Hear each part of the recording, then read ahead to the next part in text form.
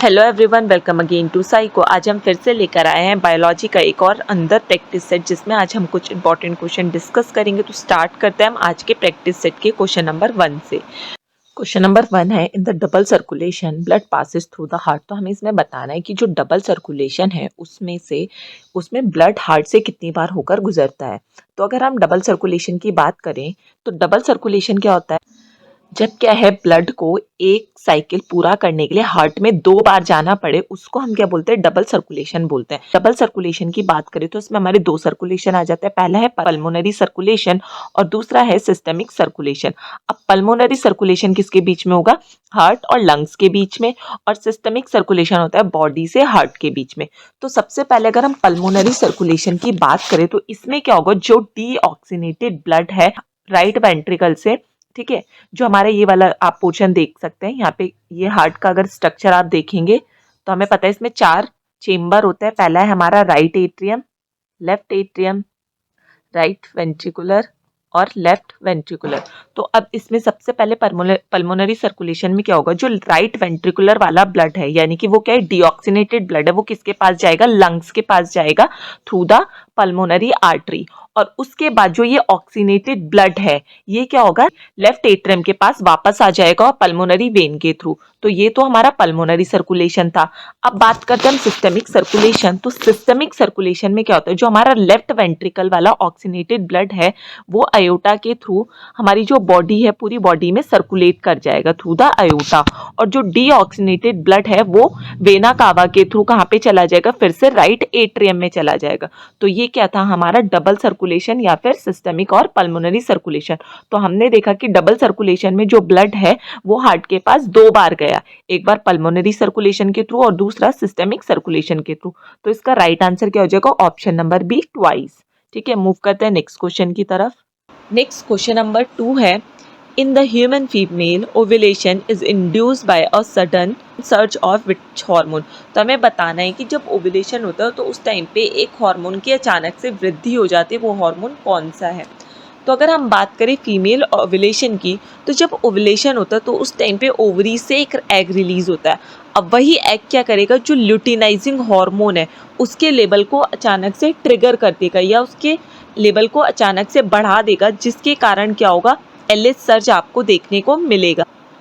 तो आप यहाँ पे देख सकते हैं कि जब ओव्यूलेशन हुआ तो उसके बाद क्या हुआ, जो ओवरीज है उसने एक एग रिलीज किया और उसने अचानक से क्या किया, एलएच के लेवल को बढ़ा दिया, जिसको हमने क्या बोला, एलएच सर्ज बोला। अब अगर हम बात करें कि एलएच का लेवल पीक पे कब होगा, तो ओव्यूलेशन होने से पहले, या फिर हम बोल सकते हैं 32 से 36 आवर पहले एलएच का लेवल क्या होगा, सडन इंक्रीज हो जाएगा ओव्यूलेशन से पहले। और अब आप देख सकते हैं यहाँ पे क्या है, ये धीरे धीरे डिक्लाइन हो रहा है। तो जो एलएच है उसका लेवल डिक्लाइन कब होगा, 12 से 16 आवर के बाद जो एलएच का लेवल है वो क्या होगा, डिक्लाइन होना शुरू हो जाएगा। तो इसका राइट आंसर क्या है, option number B, LH hormone. वहीं अगर हम अदर ऑप्शन की बात करें तो एफएसएच क्या करेगा, जो हमारा फॉलिकल्स है ओवेरियन फॉलिकल, उसके ग्रोथ को स्टिमुलेट करेगा। ईस्ट्रोजन की बात करें तो ये क्या करता है, जो फॉलिकल आए हैं ये ईस्ट्रोजन को सिक्रीट करते हैं, और ईस्ट्रोजन क्या करता है, जो यूट्रस की लाइनिंग है उसको प्रिपेयर करने का काम करता है। और प्रोजेस्टेरॉन भी हमारा क्या करता है, नॉर्मल मेंसेस को मेंटेन करने का काम करेगा। तो इसका राइट आंसर क्या है, option number B, LH surge. Move करते हैं नेक्स्ट क्वेश्चन की तरफ। क्वेश्चन नंबर 3 है, which structure in plant act as a natural barrier for apoplastic movement of water. तो हमें बताना है कि पौधों में जो जल का एपोप्लास्टिक गति होती है, प्राकृतिक अवरोध के रूप में कौन सी संरचना कार्य करती है। तो अगर हम इसके राइट आंसर की बात करें तो ऑप्शन नंबर 20 का राइट आंसर होगा कैस्पेरियन स्ट्रिप। अब अगर हम सबसे पहले कैस्पेरियन स्ट्रिप की बात करें तो ये क्या होता है, एक मोमबत्ती युक्त पट्टी या फिर बैंड जैसी होती है, जो कि सेब्रिन की बनी होती है, सेब्रिन से बनी होती है। अब ये जो स्ट्रिप होती है ये क्या होता है, जो हमारी एंडोडर्मल सेल से रूट की जो जड़ें हो गई, जड़ों में जो हमारी एंडोडर्मल सेल होती है वहाँ पे पाई जाती है। और ये एंडोप्लास्टिक सेल्स या फिर जो हम बोल सकते हैं एंडोडर्मल सेल्स है, ये क्या करते हैं, जल के प्रवाह को रोकने का काम करेगी। ठीक है, तो इसमें यही बोला है कि एज अ बैरियर एक्ट कर रहा है। तो option number B, casparian strips का राइट आंसर होगा। अब देखो, अगर हम बात करें कि जो पौधे होते हैं, पौधों में जल के संचालन के लिए, या फिर बोल सकते हैं जो वाटर फ्लो हो रहा है वो मेनली 2 पार्ट्स के थ्रू होता है या फिर 2 पाथवे या मार्ग के थ्रू होगा। पहला हमारा होता है एपोप्लास्टिक और दूसरा होता है सिम्प्लास्टिक पाथवे। अब एपोप्लास्टिक पाथवे की बात करें तो इसमें क्या होगा, जो भी वाटर का ट्रांसपोर्टेशन होगा वो क्या होगा, सेल और इंट्रासेलुलर स्पेस है उसके बीच में होगा। यानी कि ये क्या करेंगे, जो मेम्ब्रेन है उसको क्रॉस नहीं करेंगे, जो सेल मेम्ब्रेन है उसको क्रॉस नहीं कर रहे हैं, ठीक है। वहीं अगर हम सिम्प्लास्टिक की बात करें, हम बोल सकते हैं जो मेम्ब्रेन होती है सेल मेम्ब्रेन उसको क्रॉस करेंगे। तो इसमें क्या होगा, जो भी वाटर है उसका हम बोल सकते हैं फ्लो कैसे होगा, साइटोप्लाज्म से होकर जो प्लाज्मोडेस्माटा है उसके बीच में होगा। और इसका राइट आंसर क्या होगा, कैस्पेरियन स्टेप, क्योंकि कैस्पेरियन स्टेप में क्या होता है, एपोप्लास्टिक मूवमेंट होता है। और हमने पढ़ा कि जो एपोप्लास्टिक मूवमेंट है उसमें जो वाटर है वो सेल मेम्ब्रेन को क्रॉस नहीं करता है, एज अ बैरियर का काम करेगा। तो और जो एपोप्लास्टिक पाथवे होता है उसी में कैस्पेरियन स्टेप्स आपको देखने को मिलती है। तो इसका right answer option number B हो जाएगा। मूव करते हैं नेक्स्ट क्वेश्चन की तरफ। नेक्स्ट क्वेश्चन है the casparian steps is found in. तो हमें बताना है कि जो कैस्पेरियन पट्टियाँ हैं या फिर बैंड्स है वो कहाँ पे पाए जाते हैं। तो अभी हमने लास्ट क्वेश्चन में भी पढ़ा कि जो हमारे एंडोडर्मिस होते हैं वहाँ पे ये देखने को मिलेगी, ठीक है।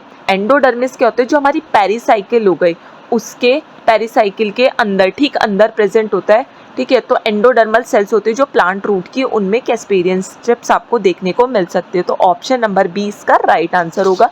मूव करते हैं नेक्स्ट क्वेश्चन की तरफ। नेक्स्ट क्वेश्चन नंबर 5 है which part of nephron is responsible for selective reabsorption. तो सबसे पहले तो अगर हम नेफ्रॉन की बात करें तो नेफ्रॉन के स्ट्रक्चर या फंक्शनल यूनिट है किडनी की, जो मेनली फिल्ट्रेशन में हेल्प करेगा। एक तो ये फिल्ट्रेशन में हेल्प करेगा, साथ में जितने भी मिनरल्स हो गए या फिर जितने भी सिलेक्टिव सब्सटेंस हो गए उनको रीएब्जॉर्ब करेगा, वाटर को रीएब्जॉर्ब करेगा और फिल्ट्रेशन का काम करेगा। अब अगर हम नेफ्रॉन के स्ट्रक्चर की बात करें तो आप यहाँ डायग्राम में देख सकते हैं कि जो ये वाला जो आपको स्ट्रक्चर दिख रहा है ये क्या है, नेफ्रॉन है। तो नेफ्रॉन के कुछ पार्ट होते हैं जिसमें हमारा डीसीटी, डिस्टल कन्वोल्यूटेड ट्यूब्यूल्स, फिर हमारा कन्वोल्यूटेड ट्यूब्यूल्स, उसके बाद लूप ऑफ हैनले और प्रॉक्सिमल कन्वोल्यूटेड ट्यूब्यूल्स आ जाते हैं। तो अगर हम इसके राइट आंसर की बात करें तो option number C proximal convoluted tubules इसका राइट आंसर होगा। क्योंकि जो प्रॉक्सिमल कन्वोल्यूटेड ट्यूब्यूल है यही क्या करता है, जितने भी सिलेक्टिव सब्सटेंस हो गए, मिनरल्स हो गए, नीडफुल जितने भी सब्सटेंस होंगे उनका रीएब्जॉर्प्शन करता है। फॉर एग्जांपल के ग्लूकोज हो गया, सॉल्ट हो गया, वाटर हो गए, मिनरल्स हो गए, अमाइनो एसिड हो गए, इनके रीएब्जॉर्प्शन में हेल्प करेगा, ठीक है। वहीं अगर हम बात करें लूप ऑफ हैनले की तो लूप ऑफ हैनले क्या करता है, वाटर का रीएब्जॉर्प्शन करेगा खाली, लेकिन जितने भी सिलेक्टिव सब्सटेंस है उनका रीएब्जॉर्प्शन ये नहीं करेगा। वहीं अगर हम कलेक्टिव ट्यूब्यूल्स की बात करें तो ये कार्बोहाइड्रेट के या फिर जितने भी प्रोटीन है उनको एब्जॉर्ब करने का काम करेगा। और अगर हम बात करें ग्लोमेरुलस तो ग्लोमेरुलस क्या होते हैं, ये जो आप देख रहे हैं, ठीक है, ये वाला जो स्ट्रक्चर है, जो ग्लोमेरुलस या फिर नेफ्रॉन का जो हेड है उसमें क्या है, एक टीनी टीनी ये फिल्टर प्रेजेंट होते हैं, टीनी टीनी कैपिलरीज प्रेजेंट होती है। ग्रीन वाला आप देख रहे हैं ये टीनी टीनी क्या है, कैपिलरीज प्रेजेंट, और इन्हीं कैपिलरीज है, इन्हीं को हम क्या बोलते हैं, ग्लोमेरुलस। और ये क्या करते हैं, अल्ट्रा फिल्ट्रेशन में हेल्प करते हैं, लेकिन रीएब्जॉर्प्शन में हेल्प नहीं करेंगे। तो ये क्या कह रहा है, अल्ट्रा फिल्ट्रेशन में हेल्प कर रहे हैं। तो इसका राइट आंसर क्या है, option number C proximal convoluted tubules. Move करते हैं नेक्स्ट क्वेश्चन की तरफ। नेक्स्ट क्वेश्चन नंबर 6 है the function of filiform apparatus in embryo sac. तो हमें बताने की जो एम्ब्रियो सैक के पिलीफॉर्म अपरेटस है उसका कार्य क्या है। तो सबसे पहले अगर हम इसके राइट आंसर की बात करें तो ऑप्शन नंबर बी इसका राइट आंसर होगा, डायरेक्ट पॉलन ट्यूब। तो अगर हम सबसे पहले बात करें पिलीफॉर्म अपरेटस की तो ये क्या होता है, एक स्पेशलाइज्ड स्ट्रक्चर होता है, ठीक है, जो क्या करता है एम्ब्रियोनिक सैक, जो एम्ब्रियोनिक सैक हो गई उनकी जो सिनर्जिड सेल्स होते हैं उनमें ये पाया जाएगा। अब अगर हम इनके फंक्शन की बात करें, इन पिलीफॉर्म अपरेटस के फंक्शन की बात करें तो ये क्या करता है, जितने भी हमारे पॉलन हो गए या फिर पॉलन ट्यूब हो गए उनमें डायरेक्ट पॉलिनेट करने में हेल्प करते हैं। साथ में ये क्या करते हैं, जितने भी हमारे मेल गैमेट हो गए वो सही तरीके से एग सेल के पास पहुंच पाए उसके लिए रिस्पॉन्सिबल होंगे। तो मेनली जो ये हमारा पिलीफॉर्म अपरेटस होता है तो ये क्या करते हैं, हम बोल सकते हैं गाइडिंग हो गया, या फिर हम बोल सकते हैं कि जो भी हमारा फर्टिलाइजेशन हो रहा है एक तरह से प्लांट में उसको डायरेक्ट करने का काम करेंगे, गाइडिंग करने का काम करेंगे। ये क्या करते हैं, जो पिलीफॉर्म अपरेटस होते हैं ये एम्ब्रियोनिक सैक में एक दरवाजे की तरह काम करेंगे, जिससे क्या होगा, जितने भी पोलन है वो डायरेक्ट कहाँ पे जाए, प्लांट के पास जाए और वो फर्टिलाइज कर पाए। तो इसका राइट आंसर है option number B, directing pollen tube. Move करते हैं नेक्स्ट क्वेश्चन की तरफ। क्वेश्चन नंबर 7 है, in the photosynthesis the splitting of water molecule release, कि प्रकाश संश्लेषण में जब जल अणु का विघटन से क्या निकलेगा। तो अगर हम बात करें इसके राइट आंसर की, तो ऑप्शन नंबर सी इसका राइट आंसर होगा, ऑक्सीजन। क्योंकि जब फोटोसिंथेसिस होता है, स्पेशली फोटोसिंथेसिस जब लाइट रिएक्शन होता है, ठीक है, तो लाइट रिएक्शन हमने लास्ट जो हमारा एमसीक्यू सीरीज हुई थी, प्रैक्टिस सेट हुआ था, तो हमने पढ़ा था कि जो लाइट रिएक्शन है वो थाइलेकॉइड मेम्ब्रेन, क्लोरोप्लास्ट में होगा, और क्लोरोप्लास्ट की जो थाइलेकॉइड मेम्ब्रेन होती है उसमें देखने को मिलता है। अब क्या होता है, जब जल के अणु प्रकाश की ऊर्जा की सहायता से फोटोलाइसिस करते हैं, ठीक है, यानी कि क्या हुआ, जो वाटर मॉलिक्यूल था उसका सनलाइट के थ्रू क्या हुआ, फोटोलाइसिस हुआ, उसका ब्रेकडाउन हुआ। तो उस टाइम पे जब जल का विघटन होगा या फिर जल का ब्रेकडाउन होगा, तो उस टाइम पे मेनली कुछ एलिमेंट या फिर कुछ कंपोनेंट प्रोड्यूस होते हैं, जिसमें पहला क्या हो गया, इलेक्ट्रॉन, दूसरा प्रोटॉन, और तीसरा होता है ऑक्सीजन। ठीक है, तो ये 3 मेन प्रोडक्ट देखने को मिलते हैं। अब इसमें इलेक्ट्रॉन ऑप्शन में नहीं है, प्रोटॉन भी ऑप्शन में नहीं है, तो क्या है सिर्फ ऑप्शन में ऑक्सीजन। तो ऑप्शन नंबर सी इसका राइट आंसर होगा। मूव करते हैं नेक्स्ट क्वेश्चन की तरफ। क्वेश्चन नंबर 8 है, the embryo with 8 to 16 blastomere is called. तो हमें बताना है कि जो 18 से 16 सेल वाला ब्लास्टोमेयर सेल वाला जो भ्रूण होता है वो क्या कहलाता है। तो जब फर्टिलाइजेशन होता है और जाइगोट बनता है, तो जाइगोट के बाद क्या है, 1 सेल से 2 सेल, 2 से 4, 4 से 8 सेल, तो जो ये जो सेल मल्टीप्लाई करे, इन सेल्स को हम क्या बोल रहे हैं, ब्लास्टोमेयर बोल रहे हैं। अब इन्होंने बोला है कि जो 8 से 16 वाला ब्लास्टोमेयर सेल बना है उसको हम क्या बोल रहे हैं। तो यहाँ पे क्या है, जो ये 8 सेल हुई, 8 सेल से क्या हुआ, 16 सेल बनी, तो इसको हमने क्या बोला, मोरुला। ठीक है, तो इसमें यही पूछा गया कि 8 से 16 वाला स्ट्रक्चर क्या है, तो ऑप्शन क्या हो जाएगा, ऑप्शन नंबर ए इसका राइट आंसर हो जाएगा, मोरुला। क्योंकि जो 8 से 16 स्ट्रक्चर वाला सेल वाला स्ट्रक्चर बना उसको हमने क्या बोला, मोरुला बोला, और इस प्रोसेस को हमने क्या बोला, मोरुलाइजेशन। ठीक है, वहीं अगर हम ब्लास्टुला की बात करें, तो ब्लास्टुला क्या होता है, जो ये मोरुला वाली जो 8 सेल वाला स्ट्रक्चर है इसको हम क्या बोल रहे हैं, ब्लास्टुला, और उस ब्लास्टुला से जो पहले वाला स्ट्रक्चर है उसको हम क्या बोल रहे हैं, ग्रेस्टुला बोल रहे हैं। ठीक है, तो इसका राइट आंसर क्या हो जाएगा, ऑप्शन नंबर ए, मोरुला। ठीक है, क्योंकि मोरुला ही क्या है, हमारा 8 से 16 वाला स्ट्रक्चर है। और अगर हम जाइगोट की बात करें, तो जाइगोट क्या एक फर्स्ट स्टेज है जब फ्यूजन हो रहा है, मेल और फीमेल एग का जब फ्यूजन होता है, मेल और फीमेल सेल का, तो फ्यूजन होने वाली जो फर्स्ट स्टेज है उसको हम क्या बोल रहे हैं, जाइगोट बोल रहे हैं। और जो ग्रेस्टुला होता है, ग्रेस्टुला क्या होता है, ब्लास्टुला के बाद बनेगा, और इसकी 3 लेयर होती है मेनली, हम बोल सकते हैं जो ब्लास्टुला हो गया, ठीक है, ब्लास्टुला की हमारी 3 लेयर है, जो हम बोल सकते हैं भ्रूण की 3 लेयर है। इसी से क्या होगा, आगे जाके हमारा फीटस बनेगा, जिसकी पहली लेयर क्या है, एकोडर्म, उसके बाद मीजोडर्म, और लास्ट होती है एंडोडर्म। ठीक है, मूव करते हैं नेक्स्ट क्वेश्चन की तरफ। क्वेश्चन नंबर 9 है, match the animal tissue with their types. तो हमें यहाँ पे कुछ एनिमल टिश्यू दिए गए हैं, उनके टाइप्स दिए गए हैं, और हमें उनका करेक्ट मैच बताना है। तो सबसे पहले अगर हम कार्टिलेज टिश्यूज की बात करें, तो कार्टिलेज क्या होता है, फ्लेक्सिबल कनेक्टिव टिश्यू होते हैं, जो कि जॉइंट्स हो गया, ईयर हो गया, नोज हो गया, वहाँ पे देखने को मिल सकते हैं। तो हम कार्टिलेज का करेक्ट मैच क्या हो जाएगा, कनेक्टिव टिश्यू। नेक्स्ट बात करते हैं हम एरियोलर टिश्यूज़ की। तो एरियोलर टिश्यूज़ क्या होते हैं, ये भी एक कनेक्टिव टिश्यू का ही टाइप है, जो मेनली स्किन हो गया, स्किन या मसल्स को जोड़ने का काम करेगा, साथ में जो ऑर्गन हो गए उनके बीच में जो स्पेस होता है उसको भरने का काम करेगा। तो एरियोलर टिश्यू का मैच भी क्या हो जाएगा, कनेक्टिव टिश्यू, क्योंकि इसमें और कोई कनेक्टिव टिश्यू नहीं है। नेक्स्ट है कार्डियक मसल। अब कार्डियक मसल्स की बात करें, तो कार्डियक मसल्स क्या होते हैं, मेनली हार्ट में आपको देखने को मिलेगी, और ये क्या करते हैं, हमारे इनवॉलेंट्री मूवमेंट को करने का काम करेगी। तो हम बोल सकते हैं जो कार्डियक मसल्स है वो क्या है, हमारी इनवॉलेंट्री स्टेटेड मसल्स है। सिंपल स्क्वैमस टिश्यू क्या होता है, एपिथेलियल टिश्यूज के टाइप है।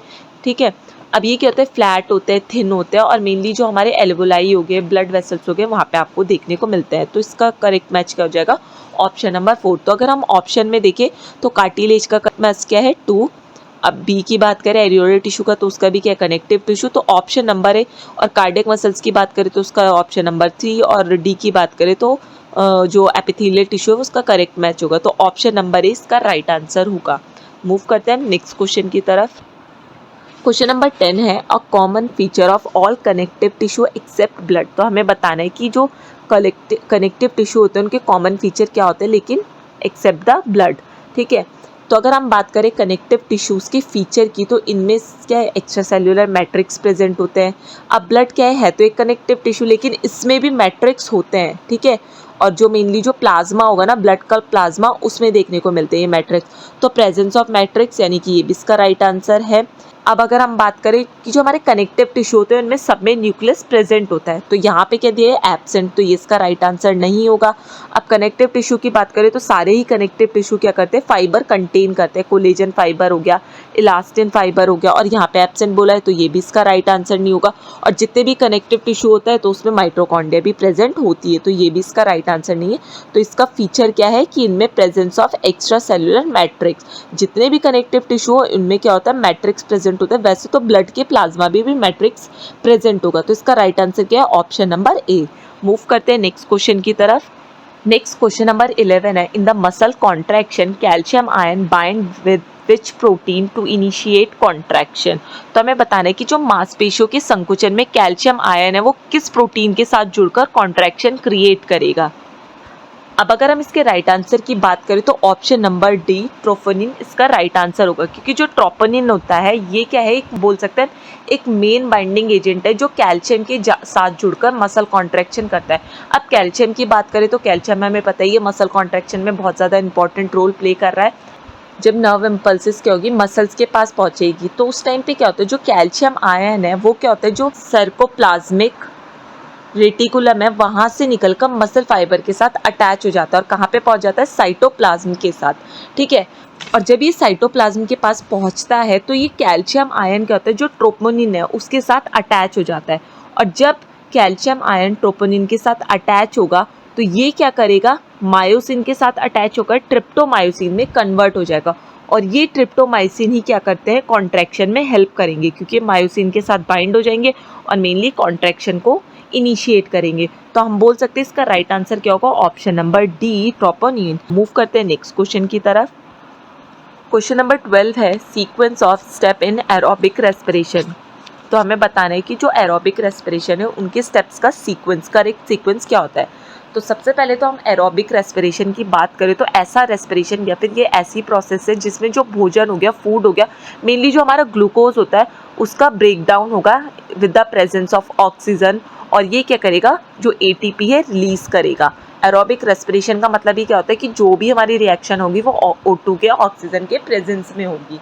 अब जब हमारा एरोबिक रेस्पिरेशन होता है तो सबसे पहले क्या होता है, ग्लाइकोलाइसिस होगा, क्योंकि मेनली क्या होता है, जो हमारा एरोबिक रेस्पिरेशन होता है उसमें ग्लूकोज का ब्रेकडाउन होता है, ठीक है। और ग्लूकोज का जो ब्रेकडाउन होता है उस प्रोसेस को हम क्या बोलते हैं, ग्लाइकोलाइसिस बोलेंगे। तो सबसे पहले क्या आ जाएगा, हमारा ग्लाइकोलाइसिस की जो ग्लूकोज है उसका ब्रेकडाउन होगा और वो पायरुवेट में कन्वर्ट हो जाएगा। अब उसके बाद क्या होता है, पायरुवेट का फॉर्मेशन होता है, ठीक है, क्योंकि यहाँ पे क्या हुआ, जब ब्रेकडाउन हुआ ग्लूकोज का तो इसमें क्या हो गया, जो पायरुवेट है उसका फॉर्मेशन हो गया थ्रू द ग्लाइकोलाइसिस, ठीक है। और उसके बाद ये क्या होता है, माइटोकॉन्ड्रिया में पहुंच जाता है, क्योंकि जब ये पायरुवेट बना तो ये पायरुवेट कहाँ पे पहुंच गया, माइटोकॉन्ड्रिया में। उसके बाद हमारी माइटोकॉन्ड्रिया में क्रैब साइकिल स्टार्ट हो जाती है, जो क्या करती है, जो पायरुवेट बना था, पायरुवेट क्या करता है, एसिटाइलकोलिन हो गया उसमें कन्वर्ट हो जाता है और हमारा NADH और FADH बनाने का काम करेगा। और लास्ट में क्या होता है, इलेक्ट्रॉन चेन ट्रांसपोर्टेशन होगा, यानी कि जो NADH और FADH बने ये क्या करते हैं, अपने इलेक्ट्रॉन को डोनेट करते हैं और ATP जनरेट करते हैं। तो सबसे पहले क्या आएगा, ग्लाइकोलाइसिस, उसके बाद हमारा सेकेंड आएगा पायरुवेट फॉर्मेशन, थर्ड आ जाएगा क्रैब साइकिल और फोर्थ वन आएगा इलेक्ट्रॉन ट्रांसमिशन। तो इसके राइट आंसर क्या बन जाएगा, ऑप्शन नंबर ए इसका राइट आंसर हो जाएगा, क्योंकि सबसे पहले क्या हुआ, ग्लाइकोलाइसिस, ठीक है, उसके बाद हमारा फोर्थ वाला पायरुवेट फॉर्मेशन हुआ, फिर हमारा ए क्रैब साइकिल, और उसके बाद क्या होगा, इलेक्ट्रॉन चेन ट्रांसपोर्टेशन। मूव करते हैं नेक्स्ट क्वेश्चन की तरफ। नेक्स्ट क्वेश्चन है, which immunoglobulin provide passive immunity to the newborn. तो हमें बताना है कि इसमें से कौन सा इम्यूनोग्लोबुलिन है जो न्यूबॉर्न को पैसिव इम्यूनिटी प्रोवाइड कर रहा है। तो सबसे पहले तो हम बात करते हैं पैसिव इम्यूनिटी की। तो पैसिव इम्यूनिटी का मतलब क्या होता है कि जो बेबी है अपनी मदर से, ठीक है, अपनी मदर से एंटीबॉडी रिसीव कर रहा है, ठीक है, यानी कि जो भी एंटीबॉडी होगी वो क्या करेगी, प्लेसेंटल बैरियर को क्रॉस कर देगी। प्लेसेंटा बैरियर को क्रॉस करने के बाद वो क्या करेगी, मदर से बेबी को एंटीबॉडी प्रोवाइड करेगी, यानी कि रेडीमेड एंटीबॉडीज है वो क्या करी, बेबी ने अपनी मदर से ले ली, उसी को हमने क्या बोला, पैसिव इम्यूनिटी। अब अगर हम इसके राइट आंसर की बात करें तो option number A immunoglobulin G, IgG इसका राइट आंसर होगा। IgG क्या होता है? ओनली इम्यूनोग्लोबुलिन है जो क्या करता है? प्लेसेंटा को क्रॉस करता है। अब ये प्लेसेंटा को क्रॉस कर रहा है यानी कि ये क्या कर रहा है? इम्यूनोग्लोबुलिन या फिर एंटीबॉडी मदर के थ्रू किस में जा रही है? उस फीटस में या फिर उस न्यूबॉर्न में जा रही है, और वो क्या कर रहा है? रेडीमेड इम्यूनिटी गेन कर रहा है मदर से। तो ये क्या है? एक पैसिव इम्यूनिटी का एग्जाम्पल है। तो इसका राइट आंसर क्या हो जाएगा? Option number A. वहीं अगर हम IgA की बात करें तो IgA क्या करेगा? ब्रेस्ट मिल्क में प्रेजेंट होता है, ठीक है, यानी कि जो ब्रेस्ट मिल्क मदर बेबी को प्रोवाइड करेगी तो उसके थ्रू मिलेगा। IgM की बात करें तो ये फर्स्ट एंटीबॉडी होती है जो हमारे इन्फेक्शन के, फॉर एग्जांपल के लिए बॉडी में कोई इन्फेक्शन हुआ तो सबसे पहले अगर कोई एंटीबॉडी एक्टिवेट होगी तो वो कौन सी होगी? IgM। और लास्ट IgE की बात करें तो मेनली जो एलर्जिक रिएक्शन होते हैं हमारी बॉडी में या फिर कोई पैरासाइटिक इन्फेक्शन हो गया उसके अगेंस्ट वर्क करती है। लेकिन इसका राइट आंसर क्या है? IgG, जो क्या करता है? बेबी को या फिर न्यूबॉर्न को पैसिव इम्यूनिटी प्रोवाइड करेगा, क्योंकि ये क्या करता है? प्लेसेंटा को क्रॉस कर देता है। मूव करते हैं नेक्स्ट क्वेश्चन की तरफ। अब क्वेश्चन नंबर 14 है, what would happen if the corpus luteum is removed immediately after the ovulation. तो आप यहाँ डायग्राम में भी देख सकते हैं। सबसे पहले तो हम बात करते हैं कि कॉर्पस लूटियम कहाँ से बना है। तो जब मेंस्ट्रुअल साइकिल होती है तो मेंस्ट्रुअल साइकिल में भी जो ल्यूटियल फेस होती है, ठीक है, ल्यूटियल फेस। अब ल्यूटियल फेस में क्या होता है? फॉलिकुलर बनते हैं या फिर फॉलिकुलर रिलीज होते हैं। अब ये ल्यूटियल फेस होती कब है? 15 डेज से 28 डेज में। जो हमारी ये साइकिल होती है वो 28 डेज की होती है, ठीक है। 7 डेज उसके ब्लीडिंग फेस होंगे, 14 डेज में फर्टिलाइजेशन होगा, उसके बाद 15 से 28 डेज हमारा ल्यूटियल फेस चलती है, फॉलिकुलर फेस चलती है।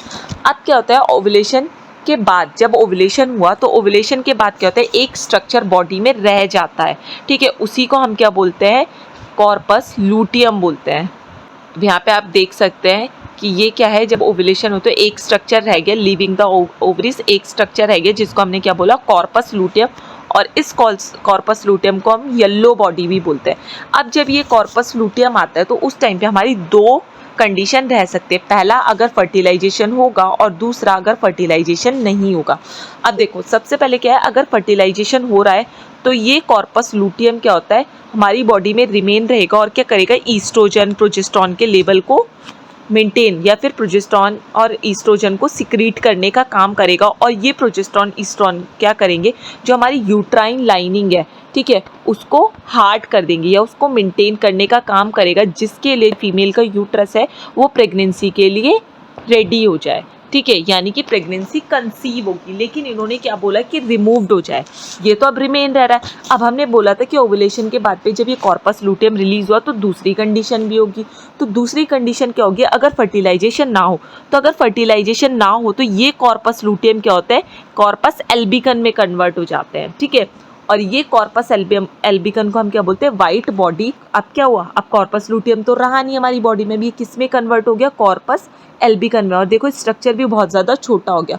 और ये कॉर्पस एल्बिकन्स क्या होता है? हमारी यूट्रस में जाके डीजनरेट हो जाते हैं, यानी कि नष्ट हो जाते हैं, फिर इनका फंक्शन नहीं रहता है बॉडी में। और क्या होगा? नेक्स्ट मेंसेस आएगी उसके बाद। तो इसका राइट आंसर क्या हो जाएगा कि fertilization will be not maintain. तो यानी कि अगर कॉर्पस लूटियम रिमूव हो जाए तो प्रेगनेंसी कंसीव नहीं होगी, फर्टिलाइजेशन नहीं होगा। तो ऑप्शन नंबर ए इसका राइट आंसर हो जाएगा। मूव करते हैं नेक्स्ट क्वेश्चन की तरफ। क्वेश्चन नंबर 15 है, which vitamin is derivative of nucleic acid coenzyme NAD। तो हमें बताना है कि कौन सा vitamin nucleic acid coenzyme NADA का डेरिवेटिव है। तो अगर हम इसके राइट आंसर की बात करें तो option number B vitamin B3 niacin इसका राइट आंसर होगा, क्योंकि NADA क्या एक इंपॉर्टेंट कोएंजाइम जो हमारी बॉडी में सेलुलर रेस्पिरेशन होता है, उसकी जो रेडॉक्स रिएक्शन होती है उसमें ये पार्टिसिपेट करता है। और मेनली ये क्या करता है? जो ग्लाइकोलाइसिस हो गया, क्रैब साइकिल हो गया या फिर इलेक्ट्रॉन चेन ट्रांसपोर्टेशन हो गया, उसके लिए रिस्पॉन्सिबल होता है, ठीक है। तो इसका राइट आंसर क्या हो जाएगा? Vitamin B3। अब अगर हम विटामिन B1 की बात करें तो ये भी एक कोएंजाइम है, लेकिन ये क्या करता है? कार्बोहाइड्रेट मेटाबॉलिज्म में हेल्प करेगा, ठीक है। और इसका अनदर नेम क्या होता है? नियासिन। वहीं अगर हम बात करें B6 की, जिसको हम पायरोडॉक्सिन भी बोलते हैं, ये अमाइनो एसिड के मेटाबॉलिज्म के लिए रिस्पॉन्सिबल होगी। और अगर हम बात करें विटामिन C की तो एस्कॉर्बिक एसिड होता है जो मेनली एंटीऑक्सीडेंट का काम करता है, लेकिन NAD को रिलीज नहीं करेगा। लेकिन वहीं अगर हम B3 की बात करें यानी कि नियासिन तो ये क्या होता है, हम बोल सकते हैं कि जो NAD है उसका प्रीकर्सर भी है, मूल स्रोत भी है, ठीक है। तो ऑप्शन नंबर 20 का राइट आंसर होगा। मूव करते हैं नेक्स्ट क्वेश्चन की तरफ। नेक्स्ट क्वेश्चन नंबर 16 है, which is the ploidy of endosperm in the gymnosperm, कि जिम्नोस्पर्म में जो एंडोस्पर्म का गुणसूत्रीय स्तर है वो क्या होता है। अब देखो, सबसे पहले अगर हम बात करें जिम्नोस्पर्म की, जिम्नोस्पर्म एंडोस्पर्म, तो ये क्या होता है, N होता है।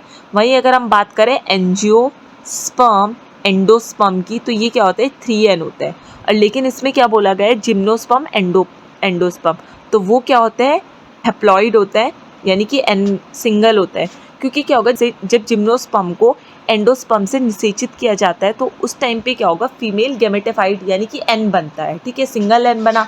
और हमने क्या बोला कि जो हमारे गैमेटोफाइट है वो भी क्या है, N है, हैप्लॉइड है, ठीक है। और जितनी भी हमारी जर्म सेल होते हैं जब वो सिंगल होते हैं तो वो भी N होते हैं, हैप्लॉइड होती है। लेकिन अगर पूछा जाता है यहाँ पे कि हमारा एंजियोस्पर्म के बाद, इसका निषेचन करवाने के बाद क्या होगा, तब हम बोल सकते थे कि ये पे 2 सेल आ जाएगी, मेल और फीमेल गैमेटोफाइट आ जाएंगे और ये क्या बनाएंगे, 2N का स्ट्रक्चर बनाएंगे। लेकिन यहाँ पे सिर्फ क्वेश्चन में क्या बोला गया है कि एंडोस्पर्म एंड जिम्नोस्पर्म, कि जो जिम्नोस्पर्म है उसमें एंडोस्पर्म का स्ट्रक्चर है या फिर प्लॉइडी है, गुणसूत्रीय स्तर है, वो कितना होगा, तो कितना होगा, हैप्लॉइड N होगा। मूव करते हैं नेक्स्ट क्वेश्चन की तरफ। क्वेश्चन नंबर 17 है, what kind of evolution does the similarity between wings of insects and the bird represent. तो हमें बताना है कि कीटों और पक्षियों के पंखों की समानता किस प्रकार के विकास का उदाहरण है। तो अगर हम इसके राइट आंसर की बात करें तो option number A convergent evolution इसका राइट आंसर होगा। अब अगर हम कन्वर्जेंट इवोल्यूशन की बात करें तो ये क्या होता है, हम बोल सकते हैं कि जो हमारे अनरिलेटेड ऑर्गेनिज्म हो गए जो एक दूसरे से समान नहीं है, उनमें क्या होता है, कुछ एनवायरमेंटल चेंजेस के कारण या फिर पर्यावरण की परिस्थिति के कारण क्या होता है, उनकी कार्य या फिर संरचना सेम हो जाती है, उनका फंक्शन स्ट्रक्चर सेम हो जाएगा, जबकि वो एक दूसरे के एंसेस्टर या फिर एक दूसरे की पीढ़ी नहीं होते, लेकिन तब भी क्या होता है, उनका स्ट्रक्चर उनका फंक्शन सेम हो जाता है ड्यू टू एनवायरमेंटल कंडीशन। तो वो क्या होता है, हमारा कन्वर्जेंट इवोल्यूशन है, ठीक है। तो इसका राइट आंसर क्या हो जाएगा, ऑप्शन नंबर ए, क्योंकि इंसेक्ट्स और जो बर्ड्स है वो क्या है, अलग अलग ऑर्गेनिज्म है, लेकिन उनकी जो विंग्स है, उनकी संरचना और उनका जो फंक्शन है वो ऑलमोस्ट सेम होता है। तो इसका राइट आंसर क्या है, option number A convergent evolution, ठीक है। वहीं अगर हम बात करें डाइवर्जेंट इवोल्यूशन, तो डाइवर्जेंट इवोल्यूशन क्या होगा, हिमोलोगस। और वहीं अगर हम कन्वर्जेंट इवोल्यूशन की बात करें तो कन्वर्जेंट इवोल्यूशन क्या होता है, हमारे एनालॉगस होते हैं। एनालॉगस मीन्स कि उनका जो स्ट्रक्चर होगा वो अलग अलग होता है बट फंक्शन सेम होगा, ठीक है। और अगर हम बात करें पैरेलल इवोल्यूशन की, तो इसमें क्या होता है, सिमिलर ट्रेट फॉलो करते हैं, यानी कि जितने भी रिलेटेड स्पीसीज हो गए, एक ही प्रजाति के स्पीसीज होगा, वो कुछ ना कुछ सिमिलर अपना फंक्शन ट्रेड या फिर कैरेक्टरिस्टिक शो करते हैं। और अगर हम बात करें अडैप्टिव रेडिएशन, तो अडैप्टिव रेडिएशन में क्या होता है कि कोई भी एक स्पीसीज क्या होती है, अपनी बाकी स्पीसीज से अलग होगी। लेकिन इसका राइट आंसर क्या है, ऑप्शन नंबर ए। मूव करते हैं नेक्स्ट क्वेश्चन की तरफ। क्वेश्चन नंबर 18 है, the contraction of diaphragm leads to. तो हमें बताना है कि जो डायफ्राम में कॉन्ट्रैक्शन होता है तो वो क्या कॉज करेगा या क्या होता है उसमें। तो अगर हम इसके राइट आंसर की बात करें तो ऑप्शन नंबर 20 का राइट आंसर होगा कि इंक्रीज द थोरेसिक वॉल्यूम। अब देखो, डायफ्राम की बात करें तो डायफ्राम क्या होता है, एक डोम शेप स्ट्रक्चर होता है जो मेनली हमारे लंग्स के बेस में प्रेजेंट होता है। और डायफ्राम में जब कॉन्ट्रैक्शन होता है, ठीक है, जब डायफ्राम में कॉन्ट्रैक्शन होगा तो जो डायफ्राम होता है वो नीचे की तरफ जाता है, ठीक है, डाउनवर्ड की तरफ जाएगा। अब जो वो डाउनवर्ड की तरफ जाता है तो उसके कारण क्या होगा, जो हमारी थोरेसिक कैविटी है या फिर जो चेस्ट कैविटी है उनका वॉल्यूम इंक्रीज हो जाता है। और जब उसका वॉल्यूम इंक्रीज होगा तो क्या होगा, जो इंट्रा पल्मोनरी प्रेशर है वो डिक्रीज हो जाता है। और जब इंट्रा पल्मोनरी प्रेशर डिक्रीज होगा तो एयर क्या होती है, लंग्स की तरफ जाते हैं और इनहेलेशन करती है, यानी कि कॉन्ट्रैक्शन करती है, ठीक है।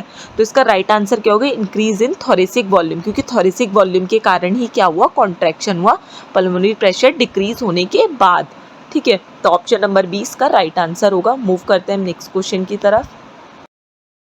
नेक्स्ट क्वेश्चन नंबर 19 है, which enzyme catalyse the conversion of CO2 into carbonic acid in RBC। तो हमें बताना है कि जो RBC में CO2 को कार्बोनिक एसिड में बदलने के लिए कौन सा एंजाइम रिस्पॉन्सिबल होता है।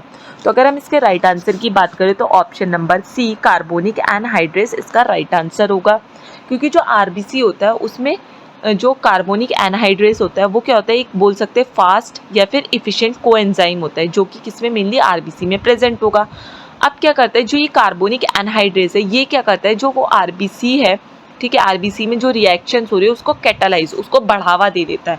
अब क्या होगा, ये CO2 और H2O, ठीक है, ये मिलकर क्या करते हैं, कार्बोनिक एसिड बनाएंगे, कार्बोनिक एसिड बनाते हैं। और आगे जाकर ये कार्बोनिक एसिड क्या करते हैं, बाइकार्बोनेट में कन्वर्ट हो जाते हैं और साथ में क्या करते हैं, हाइड्रोजन आयन को रिलीज करते हैं। और उसके बाद क्या होगा, जो CO2 होता है उसका ट्रांसपोर्टेशन होता है, CO2 का ट्रांसपोर्टेशन होगा, साथ में क्या होगा, जो हमारा ब्लड pH है वो मेंटेन हो जाएगा। तो सबसे पहले क्या हुआ कि जो कार्बोनिक एसिड है या फिर कार्बोनिक एनहाइड्रेस एंजाइम है, ठीक है, उसने क्या किया, एंजाइम जो RBC है उसमें रिएक्शन को इनिशिएट कर दिया और उसने क्या किया, CO2 और प्लस H2O को मिलाकर क्या बनाया, कार्बोनिक एसिड बनाया। और ये कार्बोनिक एसिड आगे जाकर इसने क्या किया, बाइकार्बोनेट और साथ में हाइड्रोजन आयन को रिलीज किया और इसी ने क्या किया, CO2 के ट्रांसपोर्टेशन में हेल्प किया। तो ऑप्शन नंबर सी क्या होगा, इसका राइट आंसर हो जाएगा। मूव करते हैं नेक्स्ट क्वेश्चन की तरफ।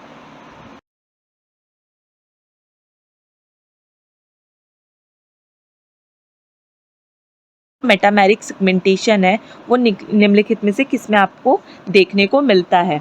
तो अगर हम बात करें इसके राइट आंसर की, तो ऑप्शन नंबर सी इसका राइट आंसर हो जाएगा, अर्थवॉर्म। ठीक है, वैसे तो देखो लीच में भी आपको मेटामेरिक सेगमेंटेशन देखने को मिलेगी, लेकिन वहाँ पे क्या होगी, फॉल्स होगी। तो इसका जो राइट आंसर होगा वो होगा ऑप्शन नंबर सी, अर्थवॉर्म।